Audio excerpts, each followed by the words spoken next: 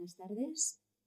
En esta ocasión tenemos con nosotros a dos investigadores de la Universidad de Granada, que nos van a llevar a uno de los yacimientos más emblemáticos de nuestra prehistoria, como es Los Millares. Es un yacimiento muy importante en el conjunto de nuestros fondos, que debemos, en nuestro caso, a los estudios realizados por Louis Siret desde el descubrimiento en 1891. Es un yacimiento muy conocido, seguro que todos ustedes lo conocen, por su amplia extensión, por su arquitectura compleja, repartida en un asentamiento amurallado de varios recintos, por una necrópolis de sepulturas megalíticas y por fortines defensivos que bordean todo este conjunto. Sin olvidar los ricos ajuares de los que el MAN expone una buena representación. En un marco cronológico que abarca desde un 3200 y que nuestros investigadores prolongan más allá incluso del 2200. Pero Millares tiene aún mucho por contar y en ello están nuestros investigadores de esta tarde. A través de un proyecto de investigación en el que van a analizar la organización interna del asentamiento y la división técnica y social del trabajo que en él se desarrolló. Ampliando de este modo la información que George y Vera Leisner dieron a conocer a través de las excavaciones que realizaron la familia Flores y Louis Siret, así como por otras aportaciones en excavaciones que se han venido desarrollando a lo largo del siglo XX. Las últimas intervenciones del proyecto en curso, como nos contarán esta tarde, se han centrado fundamentalmente en nuevas estructuras de la ciudadela, del área inmediata y algunas prospecciones, creo, en la necrópolis.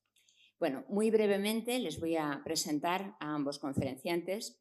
En primer lugar, Juan Antonio Cámara Serrano es profesor titular del Departamento de Prehistoria y Arqueología de la Universidad de Granada. Su actividad investigadora se ha centrado principalmente en la relación entre la ideología y la estructura social, así como en el análisis de la distribución espacial de los yacimientos, estudio de materiales y utilización de diversas técnicas en sus labores arqueológicas. Centrado todo ello en la prehistoria reciente del sur de la península ibérica y de Cerdeña.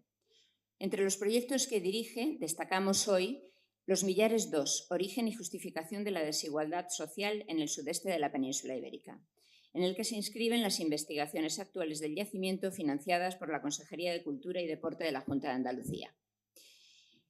Y Alberto Dorado Alejos es profesor ayudante doctor en el Departamento de Prehistoria y Arqueología de la Universidad de Granada.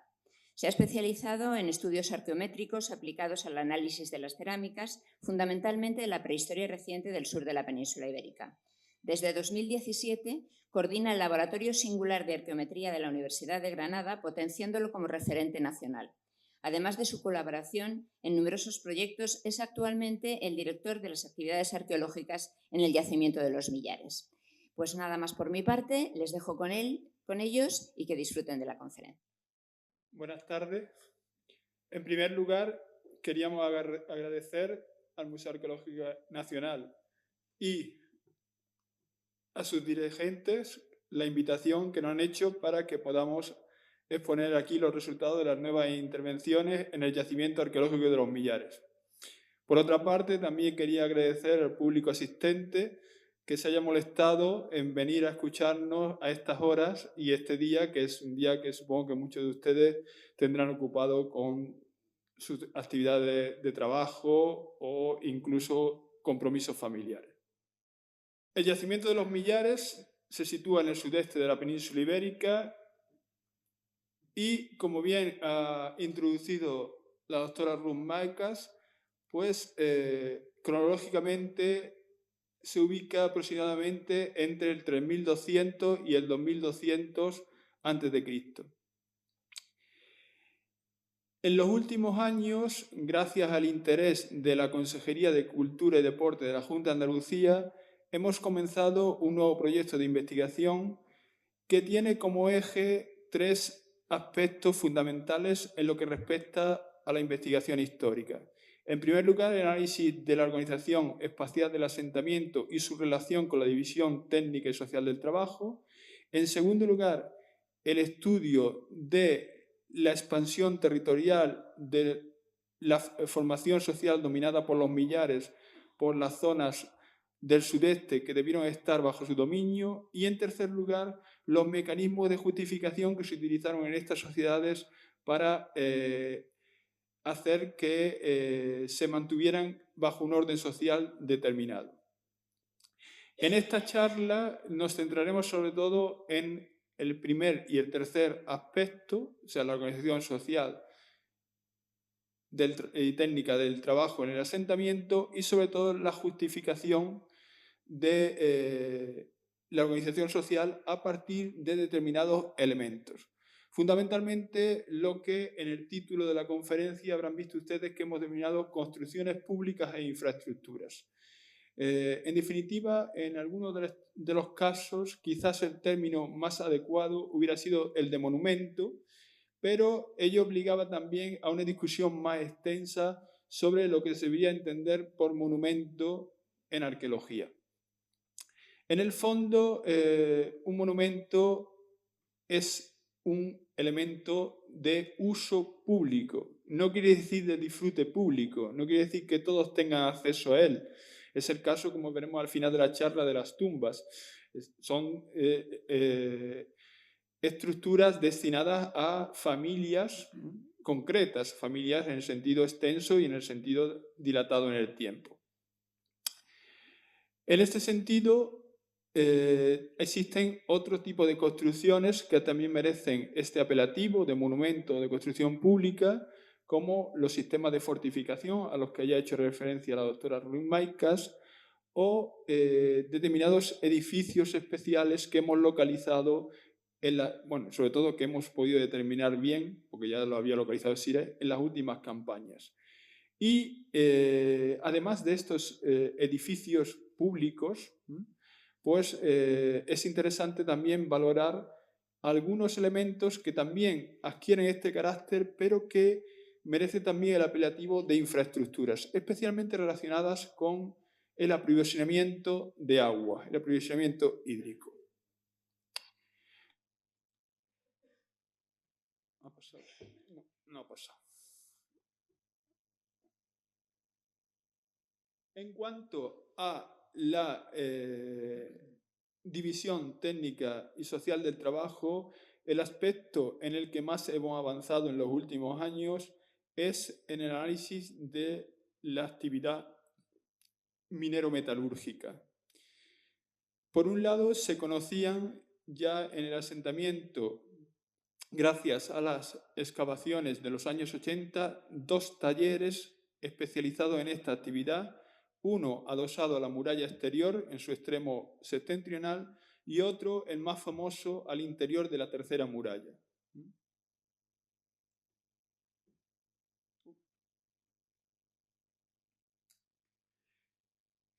En las últimas campañas de investigación hemos realizado también prospecciones de superficie, en este caso prospecciones geoquímicas y prospecciones magnéticas, que nos han permitido documentar que la actividad metalúrgica era bastante más importante de lo que ya se presuponía, que era mucho más de lo que se conoce en cualquier yacimiento del sur de la península ibérica, y que se encontraba especialmente concentrada entre las murallas 2 y 3, y especialmente al interior de la muralla 3, donde ya se conocía el famoso taller metalúrgico, pero siempre en torno al gran edificio del que posteriormente va a hablar mi compañero Alberto Dorado.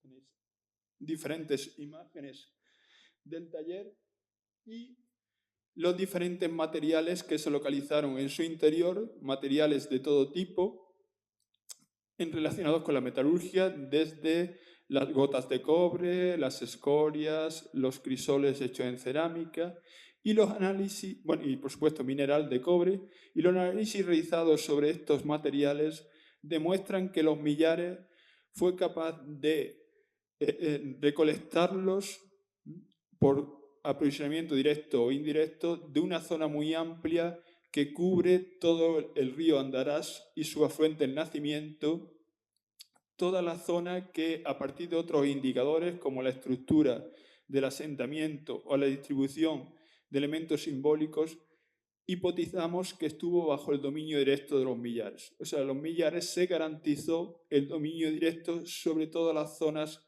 de las que recuperaba mineral de cobre para su transformación metalúrgica.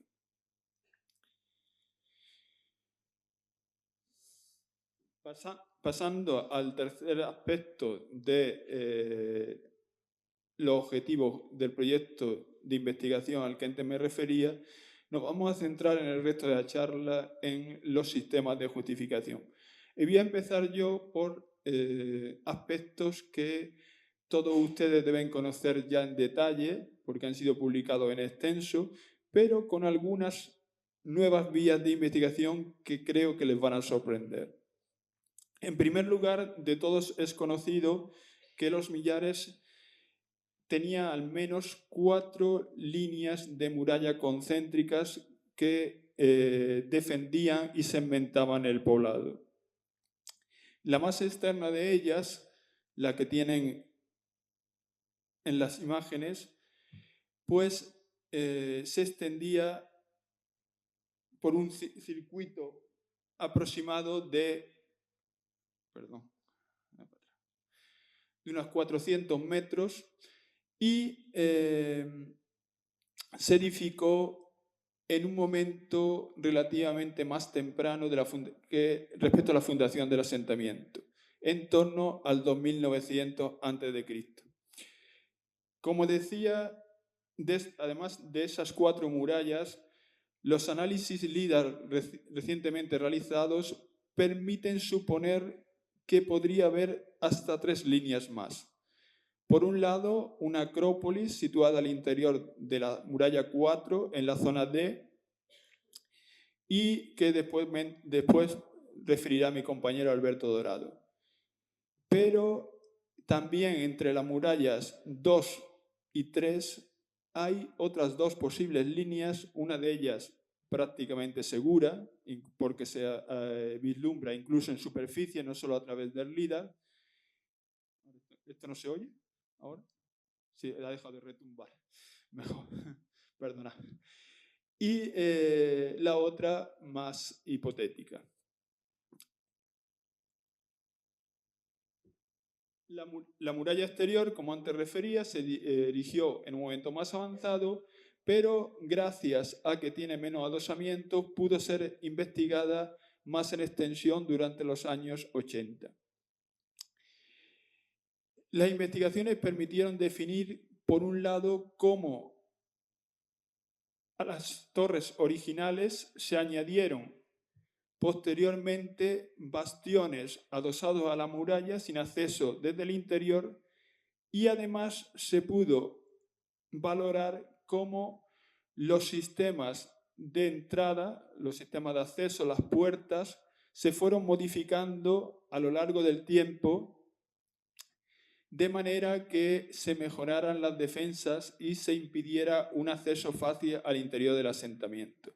Esto sucede tanto en las 2 puertas que se excavaron durante los años 80, la puerta central y la puerta denominada sur, como en otras que solo se excavaron en superficie, pero que ya los rasgos de superficie permiten definir también una estructura similar, en este caso, como en la puerta sur, con accesos desde el lateral.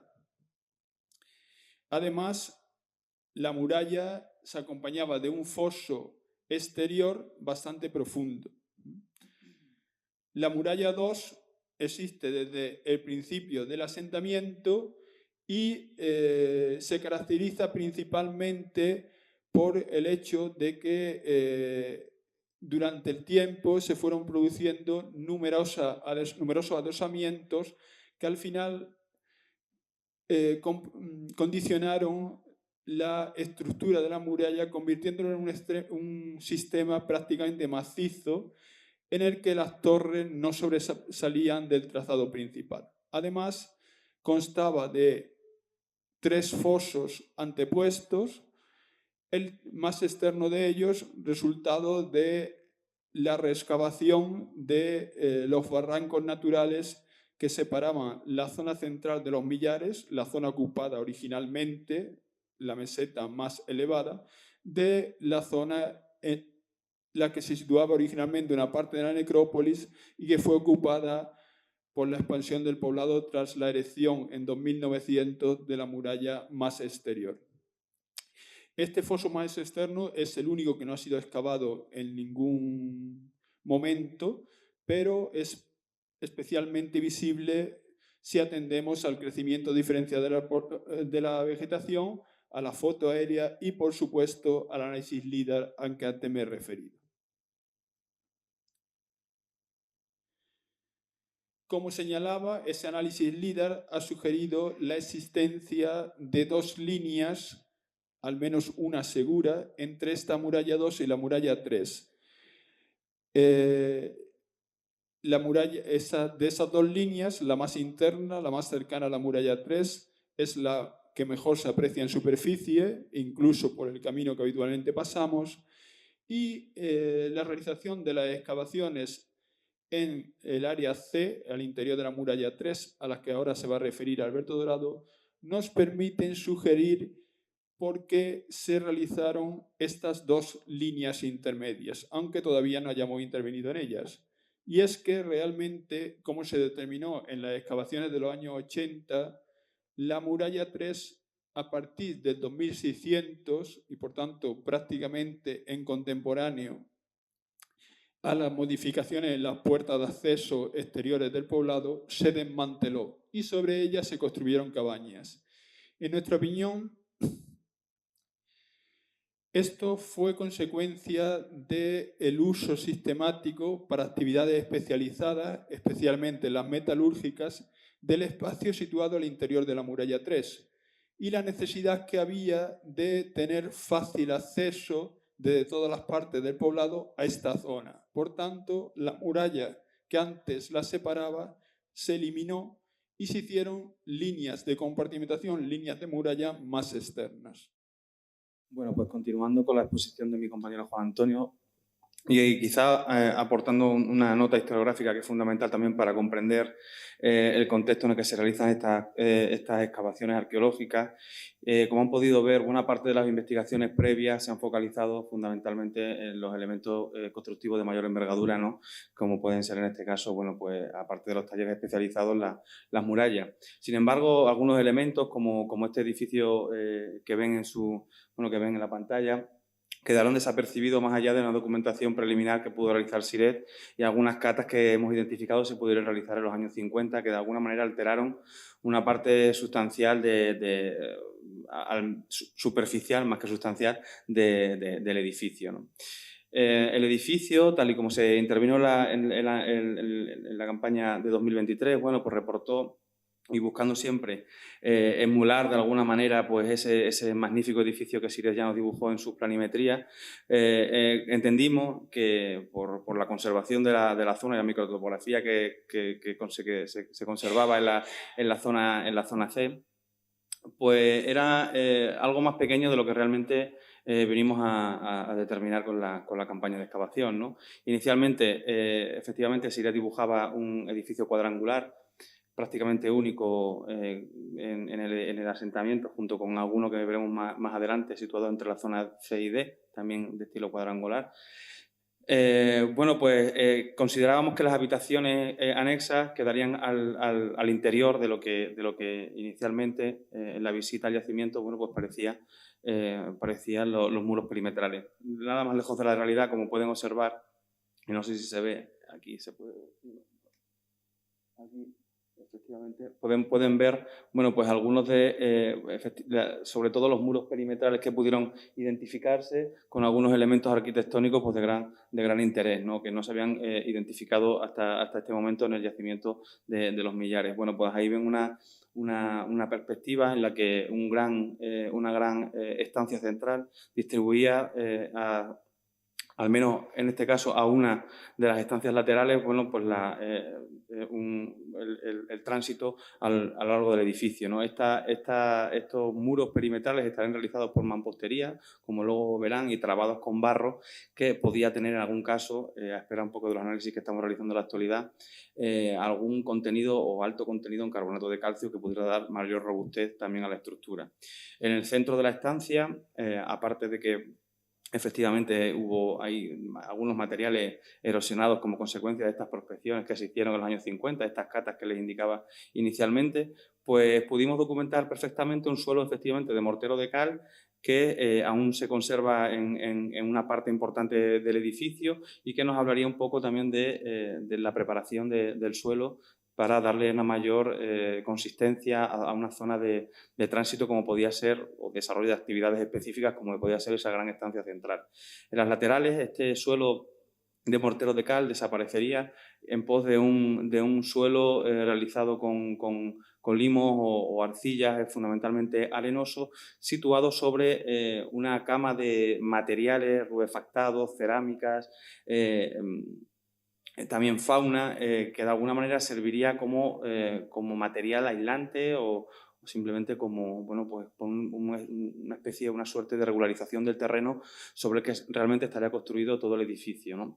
Esto estaría apoyado por una secuencia que queda documentada perfectamente en distintos puntos del edificio y que, como digo, sería algo parecido a materiales revueltos de diferente naturaleza que, como digo, permitirían generar una gran terraza que regularizaría la superficie de toda esa zona AC.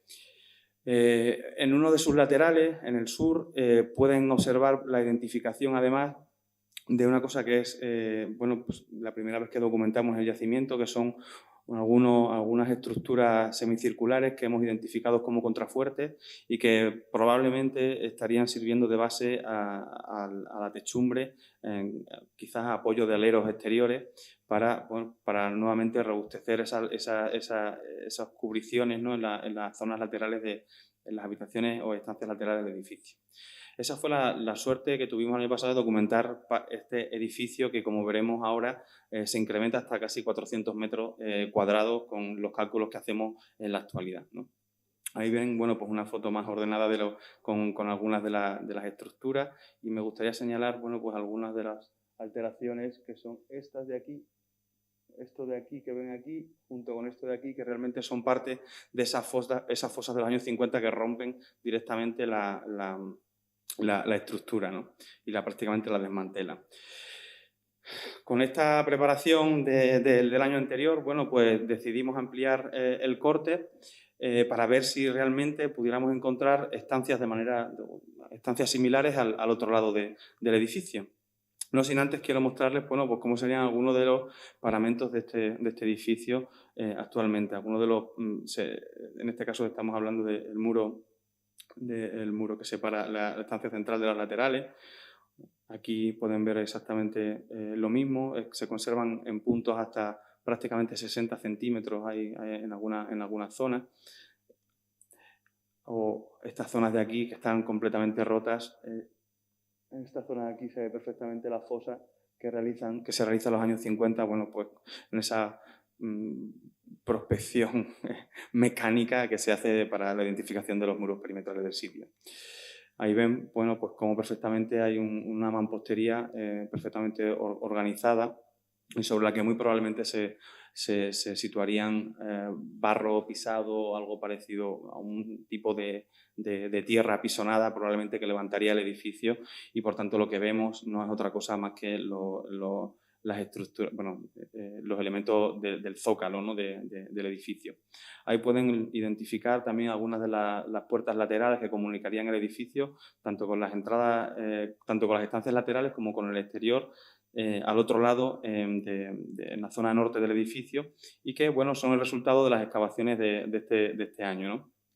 Ahí ven pues algunas imágenes también de la secuencia estratigráfica en la que les indicaba que efectivamente podemos encontrar esa cama de materiales revueltos sobre los que se sitúa, por tanto, el suelo del interior del edificio.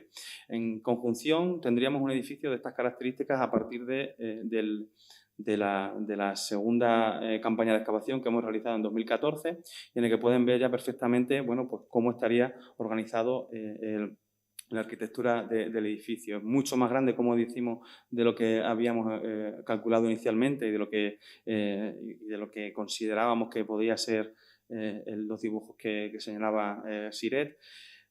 Y también la arquitectura nos ha sorprendido mucho al estar apoyada, ¿no?, en este tipo de contrafuertes que son elementos, pues, diagnósticos de una complejidad constructiva que no se había documentado más que, como digo, quizás en algunos edificios muy especializados del yacimiento almeriense, ¿no?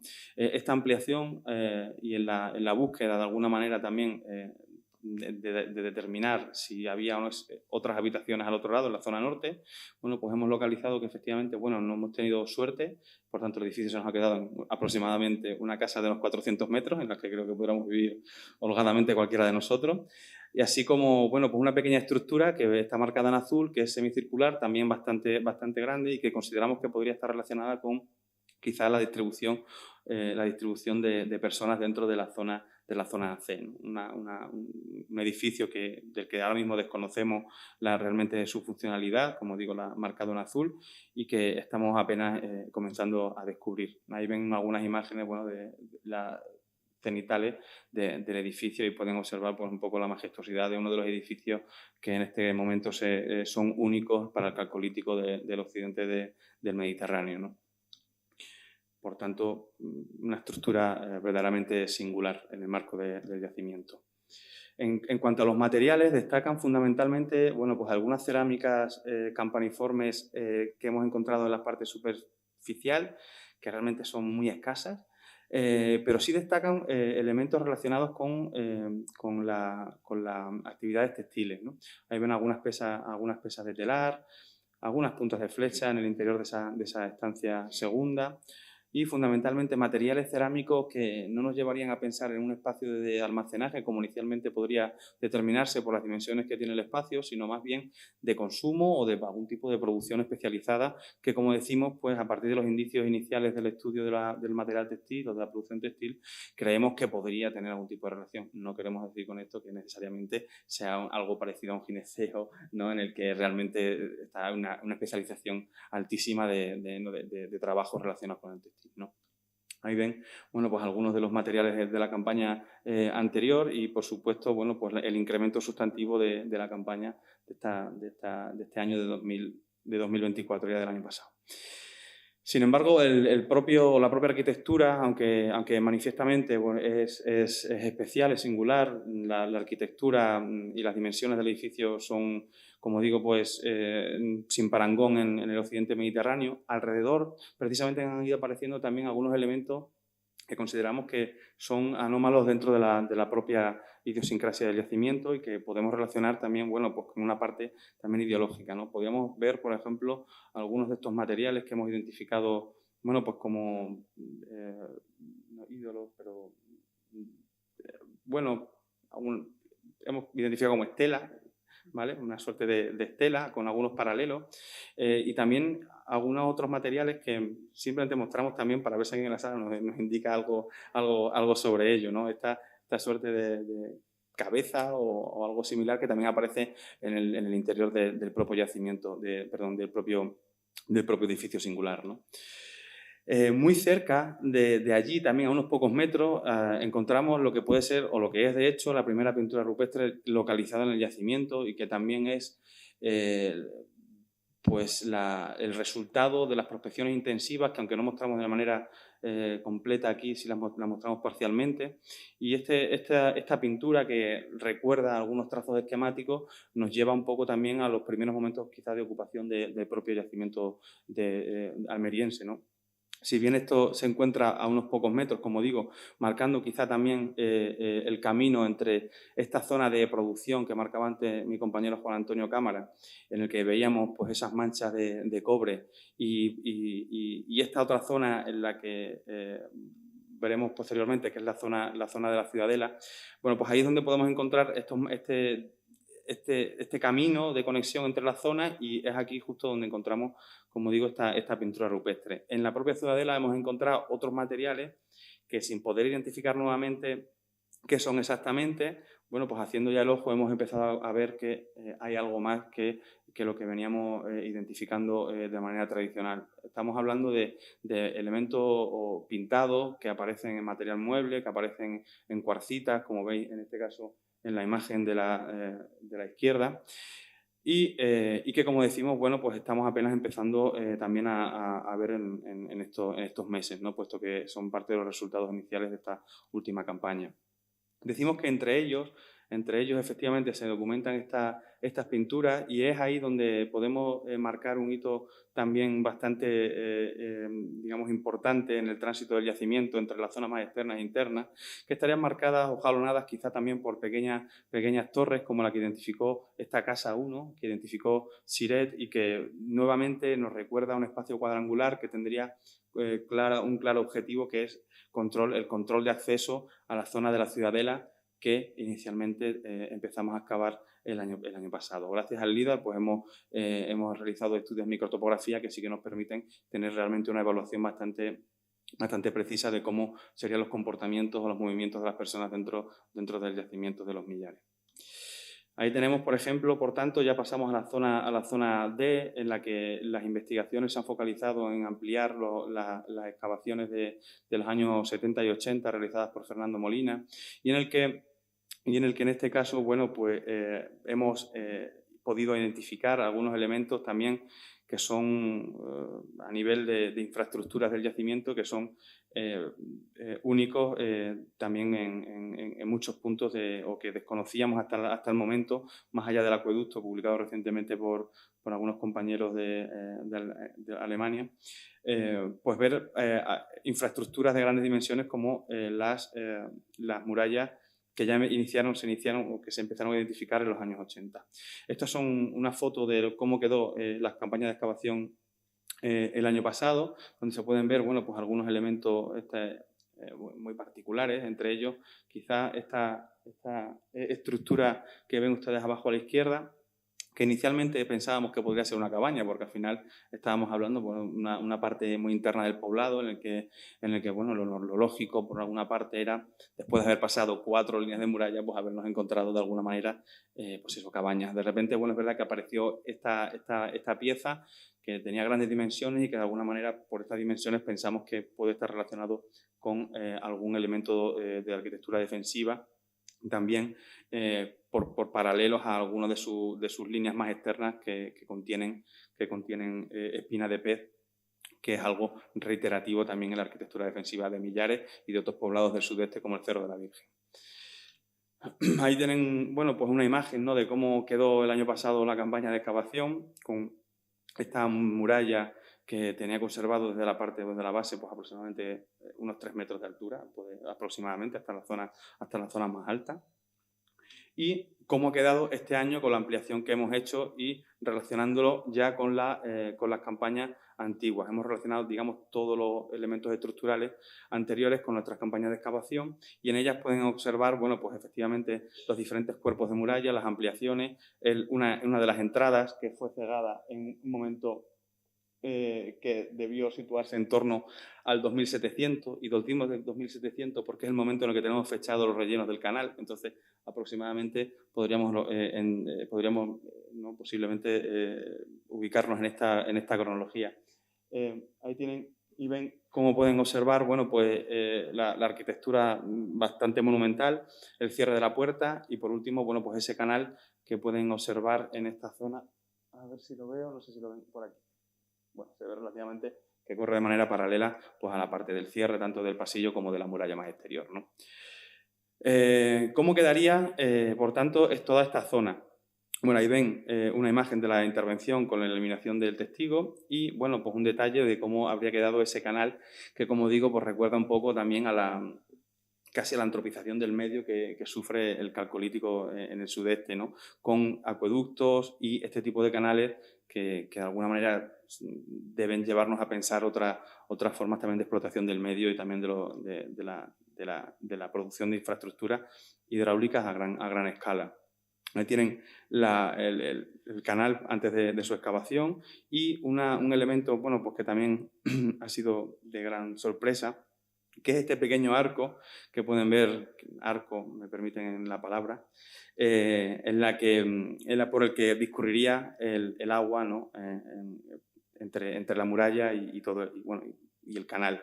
Me dirán de dónde o hacia dónde va el agua. La verdad es que por el momento solo podemos decir que tenemos un canal y no sabemos si llevaba agua o llevaba otra cosa, ¿no? Evidentemente es lo normal y es lógico pensar este tipo pero estamos pensando exactamente hacia dónde podría discurrir o en qué sentido podría discurrir el canal, y para ello estamos tomando también las medidas oportunas sobre todo muestras de microestratigrafía.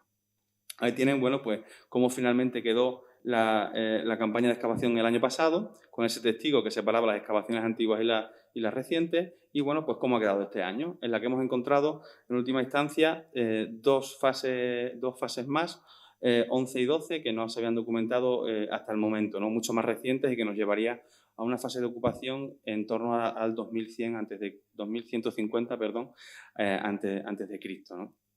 Bueno, una foto finish para que puedan también identificar, bueno, pues cómo quedó la campaña de excavación.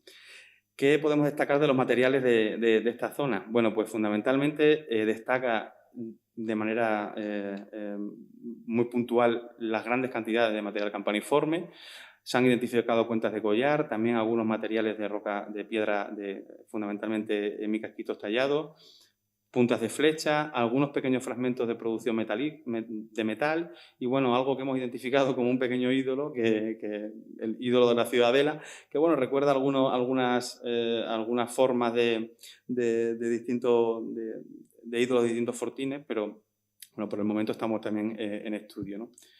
Entre los materiales aquí sí que tenemos una panoplia mayor de forma cerámica, de consumo y de almacenaje, como pueden ver en las imágenes, incluso también algunas copas que recuerdan a las encontradas, copa con decoración campaniforme, a las encontradas en otros yacimientos también del mediodía peninsular. Esta es una zona que comenzamos a excavar prácticamente este año, por tanto, simplemente señalar que lo que tenemos son derrumbes en ese nuevo corte y que parecen apuntar, sin embargo, a la ampliación realmente de este arco que veíamos que podría tener relación, ¿no?, con alguna estructura defensiva. Ahí están parte de los derrubios. El año que viene, si nos invitan, pues volveremos y les mostraremos el resultado. Y por último, por supuesto, una de las grandes infraestructuras que encontramos en esta zona D, que estaría en relación, bueno, pues con la cisterna. Las investigaciones que se llevaron a cabo por parte del Instituto de Geofísica y colegas de la Universidad de Granada, pues mostraron efectivamente, pues, este pequeño depósito con sedimento fundamentalmente recientes, ¿no? Y por tanto decidimos que este gran, digamos, vacío topográfico, por decirlo así, de esta gran depresión que encontrábamos en la zona D, había que intervenir para realmente saber cómo se había colmatado e identificar las fases de ocupación que pudieran existir al interior, ¿no? Es aquí donde tienen pues esta secuencia realmente aportada de derrumbe de la zona superior, con como digo, materiales de mampuestos, probablemente restos de mampuestos de estructuras de niveles superiores, y la que han aparecido nuevamente también, pues, un número importante de materiales campaniformes que, como ven, estarían relativamente restringidos a esta zona en la que nosotros identificamos o la que identificamos realmente como una de las zonas donde estaría localizado una parte importante de la élite millarense, ¿no? Ahí ven, bueno, pues algunas de las formas ya tradicionales definidas por diferentes investigadores para el sudeste de la península ibérica, en este caso el horizonte de Millares. Entre todos estos materiales de derrubio, una de las noticias que por último han sacado quizás al yacimiento en las noticias ha sido precisamente esta pequeña cuenta de collar que se localizó en el fondo de la cisterna. Ahí ven un ejemplo de esta cuenta, y en la que, bueno, pues por el momento representa el único elemento aurífero del yacimiento de los Millares, y por tanto, bueno, pues es una suerte para nosotros porque lo hemos podido hacer todo tipo de perrerías, ya lo hemos analizado y efectivamente, bueno, tenemos un material que inicialmente estaría compuesto de oro, de oro, se me ha ido, aluvial, perdón, realizado con materiales aluviales en función de la presencia de hierro o del hierro que hemos podido identificar y de otros elementos químicos secundarios. Y, bueno, también destacar, pues, por supuesto, esa presencia de la metalurgia en un yacimiento que ya es conocido desde antiguo por sus capacidades en la producción metalúrgica, y lo que ya ha hecho referencia tanto a los talleres como los análisis de isótopos de plomo mi compañero Juan Antonio, al que paso la palabra para continuar con la necrópolis. Gracias, Alberto. Como ya refería en la introducción, pues entre los edificios relacionados con la justificación social, un papel muy relevante lo tienen las sepulturas. En los últimos años hemos podido avanzar en el conocimiento de los sepulcros de los millares, de los que, como ustedes ya saben, la mayoría de ellos pertenecen a un tipo denominado sepulcro en mampostería con cámara y corredor y con tendencia a aproximar las hiladas hasta cubrir en falsa cúpula. Realmente, muchos de estos sepulcros no cubrían exactamente con falsa cúpula, sino que a partir de una altura determinada presentaban una cubierta plana con una losa o una estructura de madera, hasta el punto que hemos podido definir hasta 5 variedades, dependiendo de la integridad o no de la falsa cúpula. De hecho, las sepulturas más grandes, como la sepultura 40, de la que ustedes pueden disfrutar del ajuar aquí en el Museo Arqueológico Nacional, no es para nada una sepultura con falsa cúpula, sino que presenta las paredes casi verticales y una cubierta plana, con una sección cilíndrica que me parece que es la sección A de la tipología. Como yo no veo los números, pues no se los puedo certificar. Ustedes lo pueden ver con mayor facilidad. Además de las sepulturas en mampostería, en los millares existen algunos sepulcros megalíticos en sentido estricto, algunas sepulturas ortostáticas construidas con piedras grandes puestas en vertical sobre su lado corto y que presentan materiales que aparentemente son ligeramente más antiguos por su tipología que los sepulcros en mampostería. Lamentablemente no disponemos hasta el momento de dataciones para estos sepulcros y todas las que tenemos de los sepulcros de mampostería están sugiriendo que estos comienzan a partir de finales del cuarto milenio, en contemporáneo a la construcción, la fundación del asentamiento, en torno al 3200, y quizás con un inicio algo anterior de las sepulturas con cubierta plana, mientras estas sepulturas con cubierta plana no avanzarían más allá del 2500 aproximadamente. Toda esta discusión de aspectos que muchos de ustedes ya pueden conocer tiene que ver porque en estas nuevas intervenciones arqueológicas en los millares nos habíamos propuesto intervenir de nuevo en la necrópolis.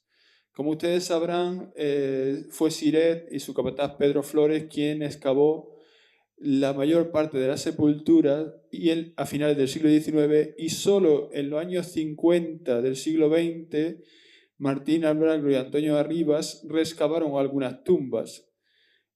En las campañas de la primera fase del proyecto Millares, en los años 70 y 80 del siglo XX, solo se limpiaron algunas tumbas, pero no se excavó ninguna.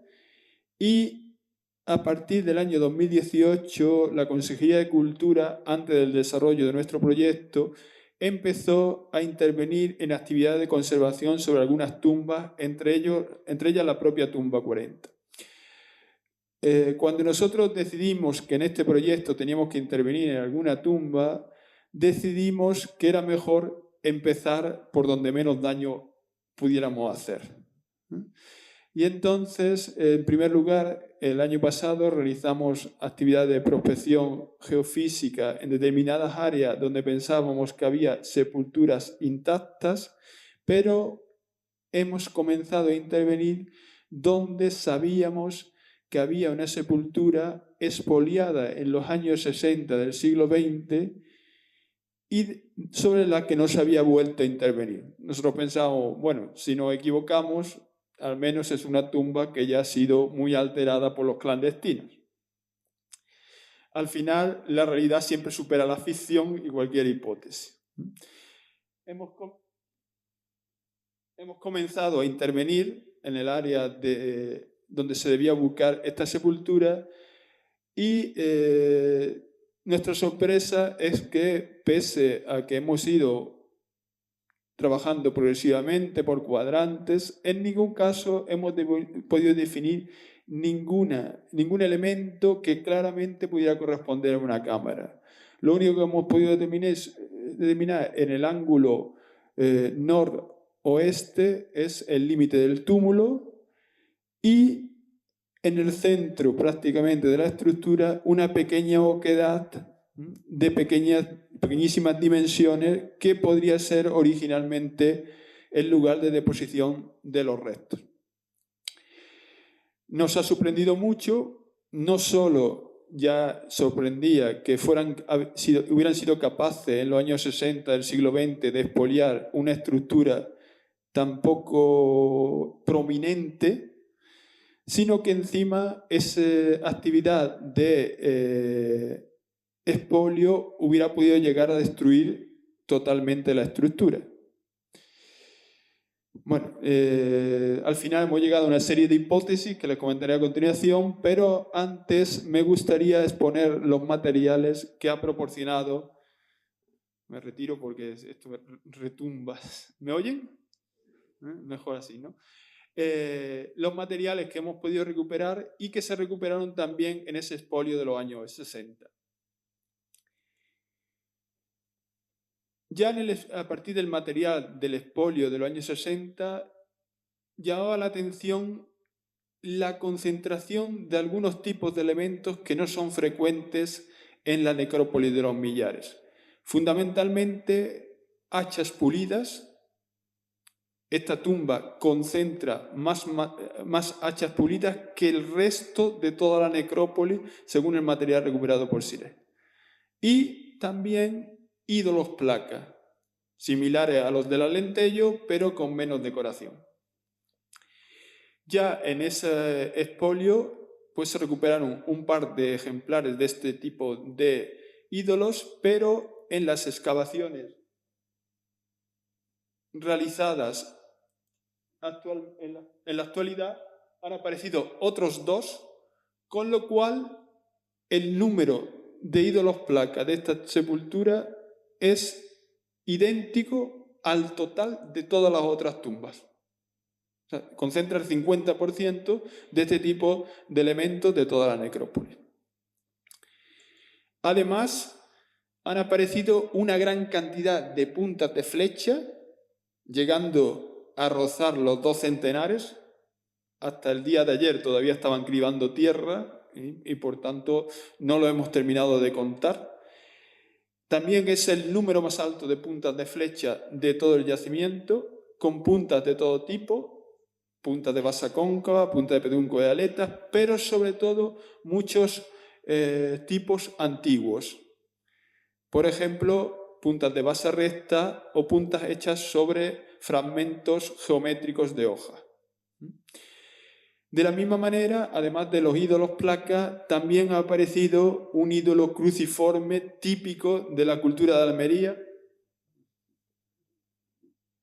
Lo tenéis arriba en la imagen de la derecha, arriba a la izquierda, que es el único ejemplar de este tipo localizado en los Millares, y un número ingente, cercano a los 2000 ejemplares de cuentas de collar. Bueno, este número ya parece poco si pensamos que en Montelirio se está hablando de 200.000, pero para los estándares de Millares es un número elevadísimo de cuentas de collar relativamente homogéneas, son cuentas relativamente planas, todavía no las hemos estudiado, pero a simple vista son muy similares entre sí.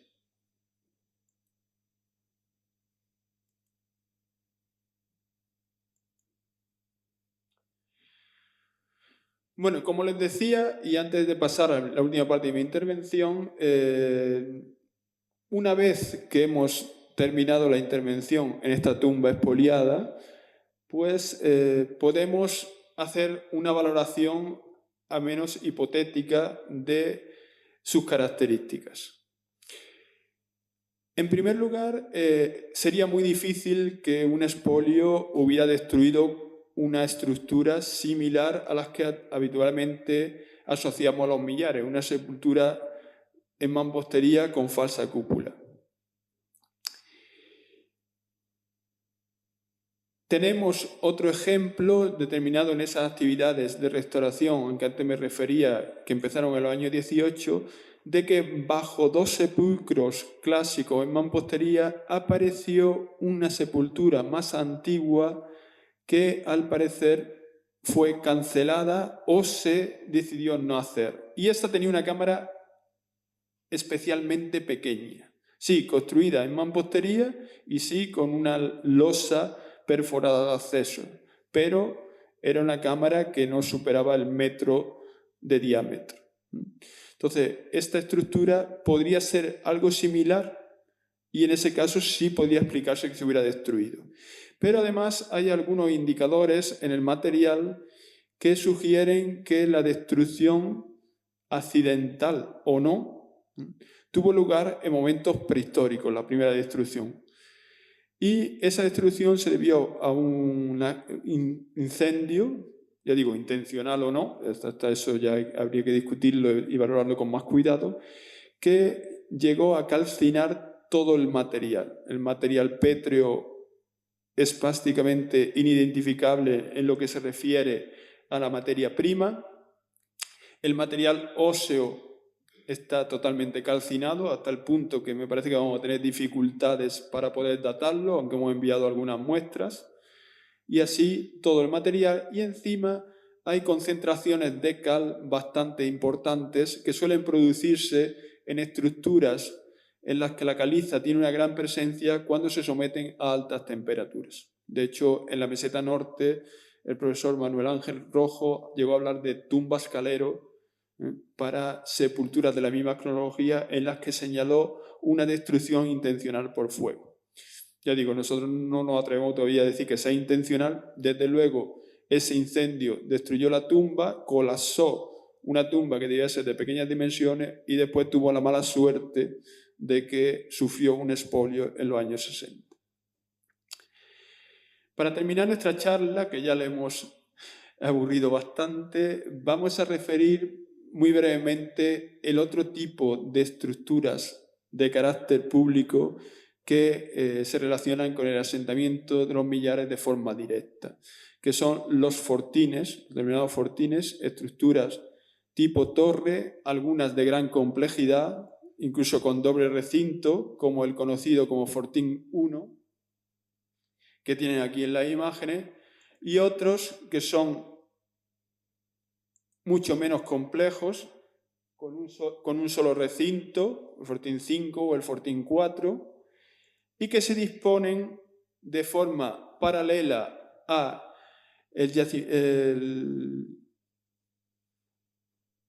yacimiento de los millares a uno y otro lado de la Rambla de Huéchar, y también en forma paralela a otras estructuras funerarias de carácter megalítico que tienen la misma disposición y que debieron actuar también como un límite de protección del poblado, en este caso simbólico.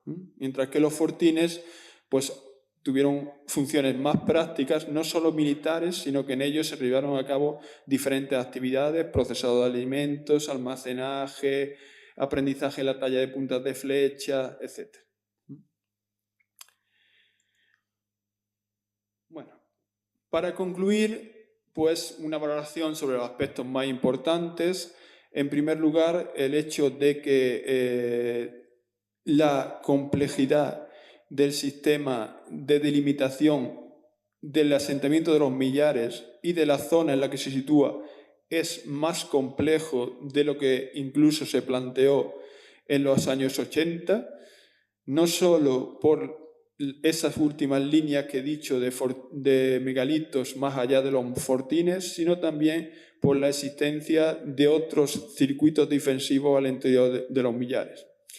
Por otra parte, señalar que los edificios de planta especial en los millares no solo están relacionados con actividades de producción, como los talleres metalúrgicos de las zonas C y A que ya se conocían, sino que también edificios que pueden estar relacionados con otras actividades productivas, la actividad textil, pensamos, pero también posiblemente con funciones de representación, porque junto a ellos aparecen también muchos elementos de carácter simbólico. Estos elementos de carácter simbólico suelen ser frecuentes en las sepulturas, en los espacios de tránsito y también en lo que hemos denominado espacios públicos, porque suelen asociarse, por ejemplo, a las fortificaciones de los millares, a los extremos de la muralla exterior, por ejemplo, o al propio Fortín I.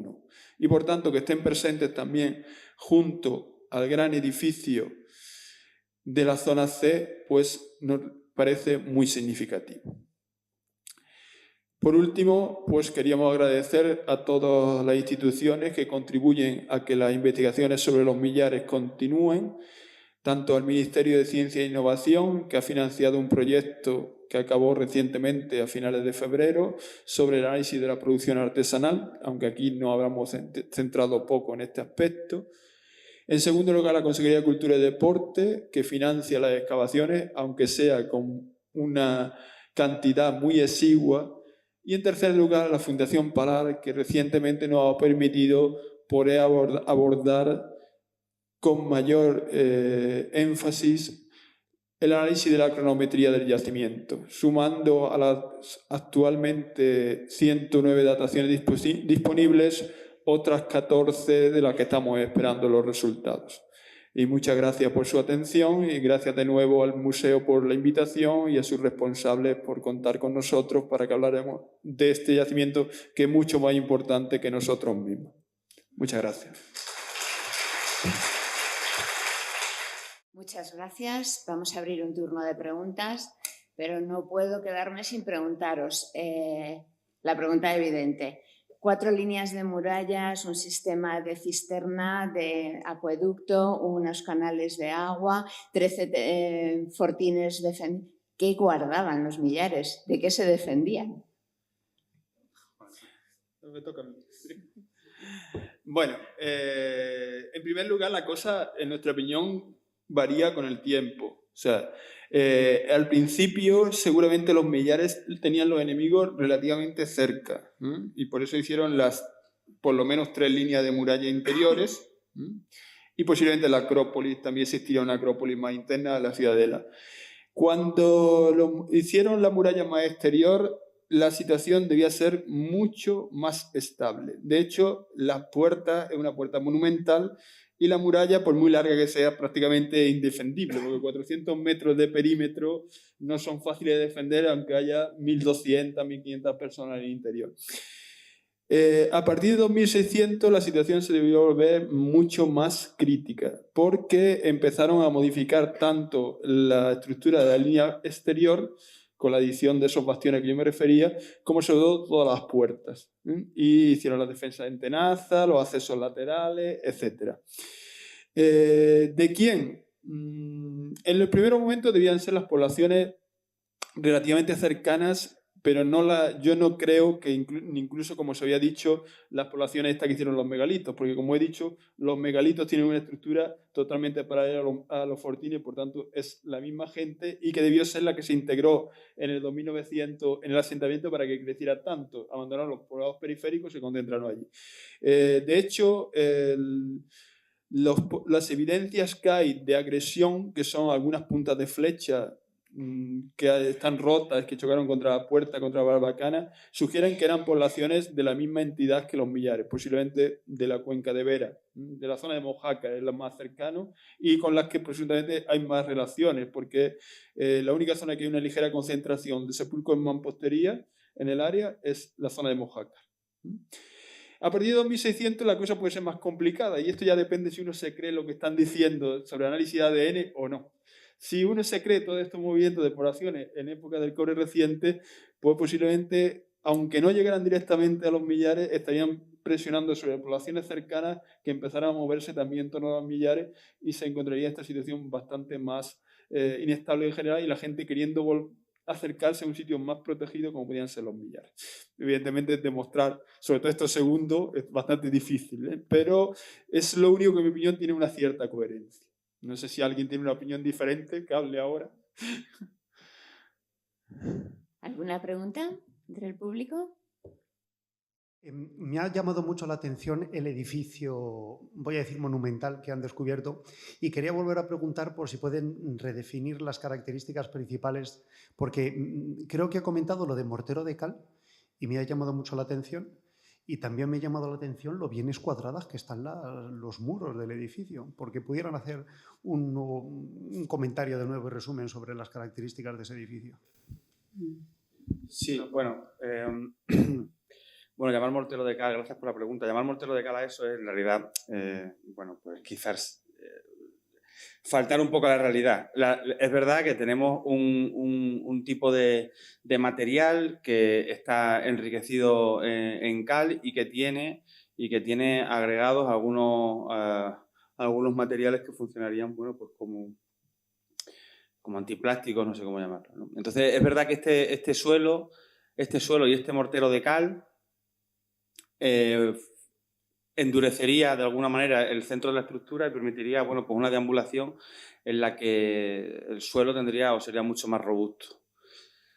Como no hemos hecho todavía análisis, pues no puedo decir que sea un mortero de cal per se, pero es cierto que no sería el primer yacimiento en el que podríamos encontrar ya morteros de cal en la época del cobre, ¿no? Entonces, bueno, inicialmente algunas de las estructuras que ha presentado mi compañero Juan Antonio Cámara ya tienen revestimientos de cal. La propia tumba que estamos excavando tiene nódulos de cal, en este caso es verdad que probablemente realizados por la combustión que se pudo realizar en el último momento y el colapso de la estructura. Y no sería, por tanto, algo muy, no sé, loco, permitidme la palabra, pensar que quizás están utilizando efectivamente la cal conjuntamente con otros materiales para específicamente robustecer, como digo, en este caso el suelo. En relación a los paramentos y a la mampostería, es verdad que la propia tierra del yacimiento de los Millares en sí misma tiene grandes concentraciones de cal. Por tanto, utilizar el sedimento junto con estos agregados que en realidad se concentran en el entorno de una manera mayoritaria y que además no lo hemos presentado aquí, pero el análisis geoquímico que hemos realizado sobre todo el yacimiento demuestra que precisamente en las zonas en las que se concentran los grandes edificios hay mayores concentraciones de cal. Entonces, todo esto nos permitiría asumir que efectivamente la cal se está utilizando en la arquitectura, no sabemos en qué medida y tampoco sabemos las recetas porque están por estudiar. Pero es verdad que, bueno, la forma en la que está consolidada, digamos, cuando se excava, parece que, bueno, podría indicarnos algo parecido a esto, ¿no? A una suerte de mortero o por lo menos un uso bien marcado de la cal en la arquitectura millarense, ¿no? Yo te he preguntado por los ángulos. Y los ángulos. Bueno, es verdad. La realidad es que cuando pensamos en este tipo de arquitectura, creo que tenemos que pensarlo de una manera como mucho más diacrónica de lo que podemos verlo con una foto finis del yacimiento, ¿no? Porque pensamos, ¿cómo es posible que un yacimiento como el Millares, bueno, pues tenga este gran edificio central con esta estructura perfectamente cuadrangular y haya la mayoría de las cabañas que encontramos en el yacimiento son circulares? Es mentira, porque en realidad no estamos poniendo el foco solo en lo que nos interesa para demostrar que lo que tenemos es un edificio singular. En realidad, intermedio, como modelo de ensayo, tendríamos los talleres y este otro edificio que es la Casa 1 de Siret, en el que efectivamente podemos ver algún tipo de arquitectura cuadrangular y que probablemente bueno, pues eclosionaría en un gran edificio singular a partir de estas diferentes experiencias marcadas, ¿no? en los espacios especializados, ¿no? Previamente. Por tanto, no efectivamente es lo único que nos podría quedar de estos últimos, de los estertores, de los ensayos de una estructura más cuadrangular, pero es evidente que hay ensayos previos en otro tipo de arquitectura del yacimiento, ¿no? Yo lo veo así, no sé si Juan Antonio tiene algo que decir al respecto. Bueno, evidentemente lo extraño es que esté hecho en piedra. Lo extraño por accidente, porque estructuras rectangulares y perfectas existen en el Neolítico europeo, las famosas casas largas de la LBK, y aquí incluso en el Neolítico andaluz están excavando cerca de Priego de Córdoba una zona donde están apareciendo las casas rectangulares. O sea, que haya una casa rectangular pues no debería tampoco ser tan sorprendente. ¿Que esté hecha en piedra? Bueno, ciertamente una de las cosas que ha hecho que Millares sea famoso es porque toda la arquitectura es en piedra, porque como hay facilidad de obtención de piedra, pues se ha construido todo en piedra. A diferencia de otros yacimientos famosos del sur de la península ibérica, como Valenciana de la Concepción, donde casi todo se hizo en materiales perecederos y prácticamente, primero, las casas se caían tanto que tenían que desplazarse y ha hecho un yacimiento extensísimo. Y en segundo lugar, pues como no se ven, pues nadie les presta atención. En Millares se les presta atención y eso es porque están hechas en piedra. Entonces, en este caso, pues lo han hecho en piedra. Que el ángulo sea muy perfecto, lo que siempre, cuando nosotros presentamos por primera vez esto fuera de España, también dijeron eso. Pero bueno, tampoco es tan sorprendente teniendo en cuenta que sabemos que en Millares los círculos del Fortín 1 son concéntricos y no están hechos al mismo momento. O sea, no simplemente cogieron una cuerda, tuvieron que usar las sombras para calcularlo. Hay una diferencia de 2 centímetros en el centro. O sea, que conocimientos matemáticos tenían como un poco de hacer una cosa, un ángulo, sobre todo en la base. Si ahora nos encontramos la casa entera y las paredes fueran perfectamente a plomo, podría qué pericia, pero vamos, hacer una base de piedra con un ángulo no me parece que estuviera más allá de su posibilidad.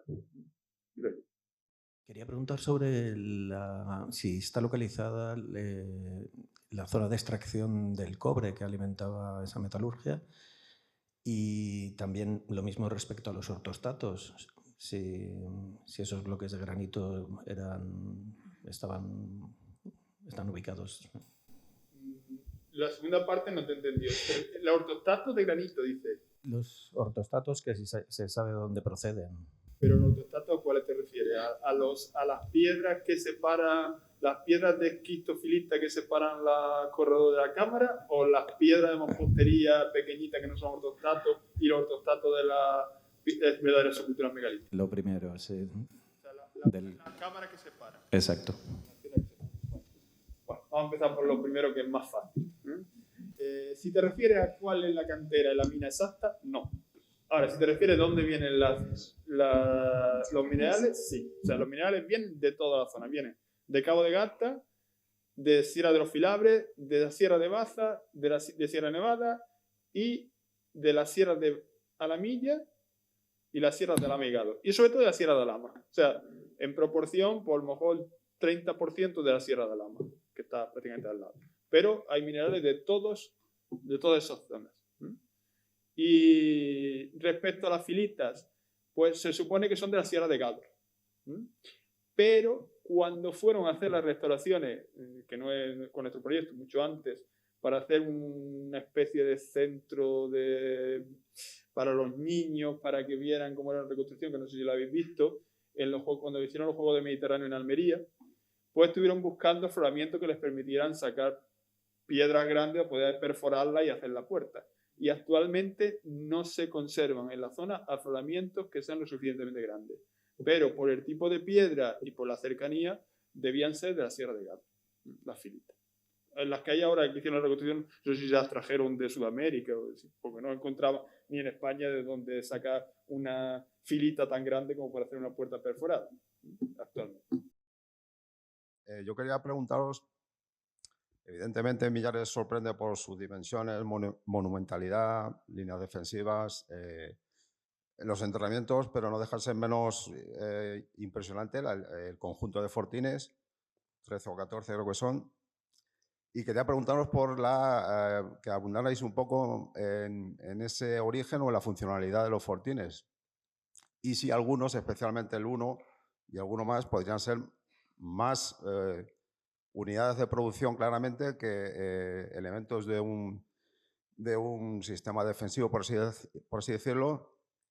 Y si arriesgando un poco esa unidad de producción y ese sistema defensivo tan potente podrían ser un sistema para proteger esa unidad de producción, pero frente al mismo poblado, es decir, unidades independientes totalmente al servicio del poblado. Pero si son independientes al servicio, yo esa contradicción no la... Bueno, una unidad de producción independiente... O sea, familias independientes, que no pertenecen al poblado. Sí. No. El fortín no es una unidad de residencia, porque, entre otras cosas, carece totalmente de uno de los elementos esenciales de cualquier unidad doméstica del Calcolítico, del sur de la península ibérica y de los Millares, que son los elementos relacionados con la actividad textil. Allí nadie hizo ninguna actividad textil. Otra cosa es que el fortín tuviera actividades de producción. Eso es diferente. O sea, evidentemente, como cualquier elemento defensivo, no solo se usa para eso. O sea, cualquier torre medieval puede tener dentro actividades productivas y en el fortín la hay. Tallas de punta de flecha que no se usaron, tallas de punta de flecha que no sirven. Son experiencias con siles local que no es el que se utiliza para las tallas de punta de flecha que se utilizan habitualmente en el poblado. O sea, allí aprendían y después las hacían de otros materiales, normalmente siles del subbético y raramente riolitas o jaspes del Cabo de Gata. Mientras que el sile que se utiliza allí para aprender es sile local, tanto en el Fortín 1 como en el 7, que es donde lo hemos localizado esta actividad. También luego hay procesos de almacenaje de cereal. Posiblemente es un lugar que gestiona la dirección de parte de la producción de los terrenos cercanos hacia los millares. En mi opinión, además, aunque no lo puedo demostrar, y lo queríamos demostrar excavando un asentamiento de los que hay en la Sierra de Ameigador, pero con esta financiación y este ritmo va a ser imposible al menos esta fase, yo creo que los fortines se hicieron en torno al 2900, no sé exactamente cuándo, porque la segunda fase de los millares está fechada en el 2600, cuando se abandonaron los asentamientos de la Sierra de Ameigador y la población se concentró en los millares. Entonces, como una forma de controlar la zona de producción y controlar de una forma más estricta lo que antes se controlaba solo los fortines, con los megalitos dispersos, se erigieron los fortines. Ya digo, no puedo hacer esta correlación de forma exacta porque a lo mejor me lleva a la sorpresa, excava un asentamiento de la Sierra de Ameigador y continúa el uso después del 2900. Pero yo creo que esa es la explicación de por qué fueron necesarios los fortines, porque no es una barrera, no es una fortificación muralla, es un elemento de control, en el que en control de los accesos, además el Fortín 1 y el 2 están en el camino a los millares. El camino que baja de la Sierra de Ameigador es como si pone dos torres al lado de un camino.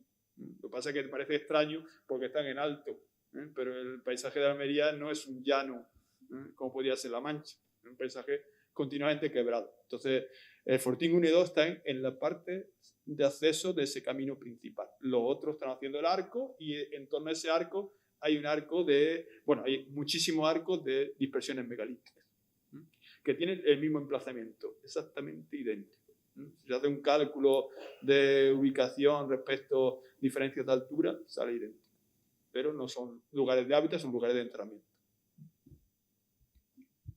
No sé si te he contestado la pregunta.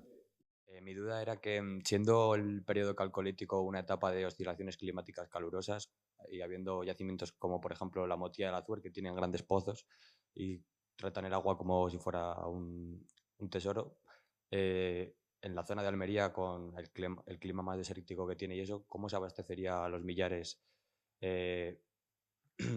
Hablando también sobre lo que comentabais de los canales hidráulicos, ¿cómo una fortaleza de tal calibre se abastece de agua? Esa es la duda. Bueno, en primer lugar, yo creo que te has despistado un poquito porque la Motilla del Azuer de la Edad del Bronce. O sea, comienza cuando los millares terminan. Entonces, la Edad del Bronce es un periodo bastante más árido. La Edad del Cobre, por lo que sabemos, estudios isotópicos, arcomagnéticos, la fauna, todo, es cierto, tiene oscilaciones internas, pero el momento de auge de los millares, el momento que va entre el 2900 y el 2400 más o menos, es un periodo bastante más húmedo que el actual. Entonces no hay tanta preocupación por el agua. Eso no obsta que cuando empezaron era un periodo un poco más seco y cuando terminó era todavía más seco. Y en ese sentido sí se garantizaron el suministro hídrico, sobre todo para personas y posiblemente animales, a través del llamado acueducto que documentó Siré y del que nosotros no lo hemos hablado bien en detalle porque la publicación que ha determinado las fuentes es de Norte Jakowski. Hay dos publicaciones, una está interesado en Madrid de Mittelungen y otra en los cuadernos de prehistoria y arqueología de la Universidad de Granada en castellano, donde ha identificado las fuentes de proveniencia de esa agua, las ha datado y ha datado el acueducto, coincide básicamente con la cronología del yacimiento. Hay una pequeña desviación porque las dataciones son de uranio-torio, que con la de carbono 14 no es que cuadran perfectamente. Es agua ligeramente termal, de unos 20 y tantos grados de temperatura. Y no lo hemos dicho, bueno, se suponía que ese acueducto llega a la ciudadela. Como hemos encontrado el canal, pues la distribución del agua debe ser más compleja de lo que Sirey interpretó, porque el canal parece que lleva el agua hacia más abajo. Y no lo hemos dicho, pero el LIDAR sugiere que lugares de almacenaje de agua similares a la famosa cisterna de la zona D existen en todas las áreas del yacimiento. No tan grandes como aparece ahora la cisterna, porque Sirey la dibujó mucho más pequeña. Y no sabemos tampoco cuándo alguien con alguna máquina hizo una especie de alivadero hacia el fondo y por eso parece tan grande. Entonces, evidentemente nosotros ya hemos excavado, hemos localizado los limos en el fondo, hemos localizado la pared cortada verticalmente, pero no hemos excavado un sondeíto. No sabemos cuánto es grande todavía. Pero, de luego, esta parece relativamente más grande que las otras de las otras áreas. Ya se conocían también cisternas pequeñitas de carácter doméstico en los Millares que excavaron algunas en los años 80. O sea, el control del agua estaba garantizado. Incluso en ese momento que era bastante más húmedo que la edad de bronce, que es la idea que a ti te viene de que la edad de bronce era mucho más seco que ahora. O sea, ya ahora vivimos una sequía, en la edad de bronce lo pasaban bastante. Vale, muchas gracias. Nada. ¿Alguna pregunta más? Pues entonces damos por concluida la sesión, no sin antes agradecer vivamente esta conferencia a los invitados de hoy. Muchas gracias.